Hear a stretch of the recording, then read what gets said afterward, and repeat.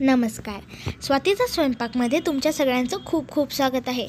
तर झालं असं की माझी परीक्षा चालू आहे आणि माझ्या जिभेला सारखं काही ना काहीतरी टेस्टी आवडतं. तर मी मम्मीला बोललं काहीतरी मस्त बनव. तर ती बोलली चल तुलाच शिकवते. तर आता आपण बघणार आहोत बिस्किट शेकची रेसिपी. तर चला मीच सांगते. सुरुवातीला घ्यायचे आहेत कोणतेही तुमच्या आवडतीचे बिस्किट.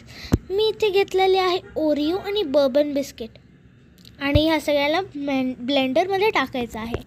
आता आपल्याला साखर घ्यायची आहे. मी इथे 2 चमचे साखर घेतलेली आहे आणि थोडेसे आईस क्यूब्स.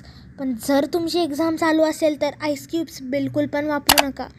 मग इथे आपल्याला टाकायचं आहे 2-3 ग्लास दूध आणि आपल्याला ह्या पूर्ण मामल्याला चांगलं ब्लेंड करून घ्यायचं आहे आणि आपला ओरिओ शेक तर रेडी आहे. मग बघताय काय, आपल्याला याला सर्व करून घ्यायचं आहे. तर सुरुवातीला चॉकलेट सिरप यूज करून ग्लासेसला डेकोरेट करायचं आहे आणि मग आपला टेस्टी शेक ह्याच्यामध्ये ओतून घ्यायचा आहे.